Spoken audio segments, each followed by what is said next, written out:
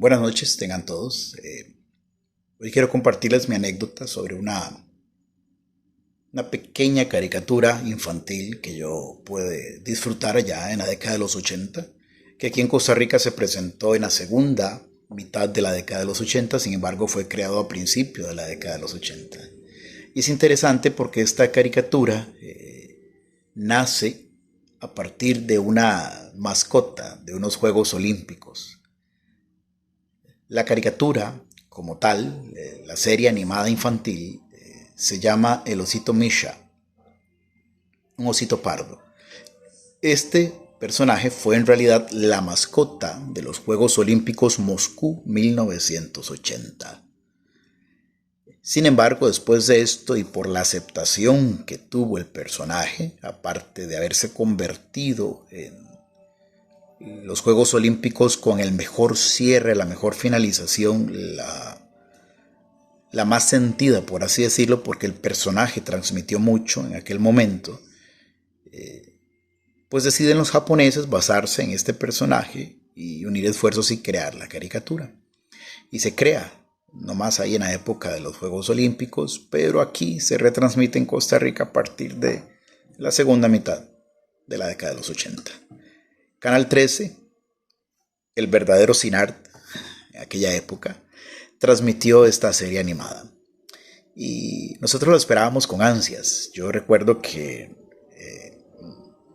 la veía con mis primos a veces y ya era tarde, calculábamos para poder sentarnos, televisores blanco y negro a veces, y a veces, dependiendo de la casa donde estuviéramos, un televisorcito a color que alguien tuviese ahí, y lo observábamos. Era otra época, era algo muy, muy bonito, es muy nostálgico. Y Misha, el osito, como tal, era un osito pardo que se trasladó de la ciudad hacia un pueblito que tenía menos de 100 habitantes y estaba casi que aislado. Supuestamente se había caído un puente que conectaba el ferrocarril que hacía que llegaran las personas hasta el pueblo y entonces nadie llegaba. Nadie. Durante 3 años. Misha tiene que aprender a comportarse de acuerdo a las costumbres del pueblo. Y su padre, un oso, ¿verdad? Entonces, usaba una pipa y siempre le estaba dando consejos a Misha. Leía el periódico, casi siempre tenía un periódico o un libro en la mano. Y la mamá de Misha era una osa muy hacendosa, muy de hogar.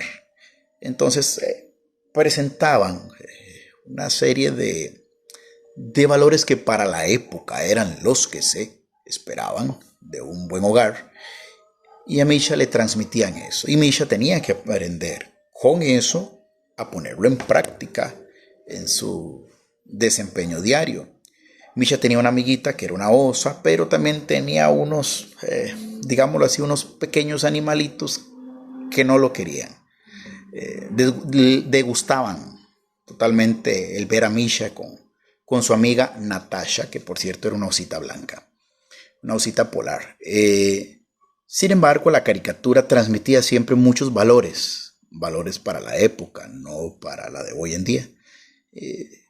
Le enseñaba a Misha cómo sobreponerse, cómo ser altruista, empático, dar siempre apoyo a los más necesitados.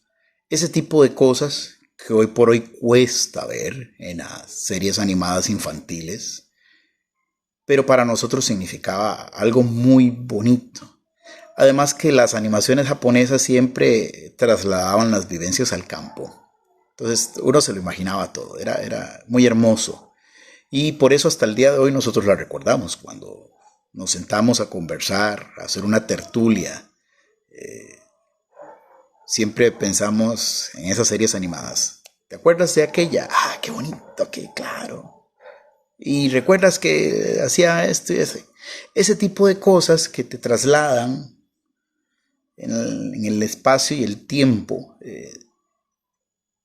La televisión de Costa Rica, aquella época, era otro tema, totalmente, era otro tema. Y puedo decir con mucho orgullo y con mucho gusto que, aunque fueron pocos capítulos los que se transmitieron, fue una muy buena serie animada. Una muy buena serie animada, El Osito Misha, y pues quería compartirles esta anécdota con ustedes. trayendo a colación la década de los 80. Para mí es un gusto y estaremos nuevamente en contacto.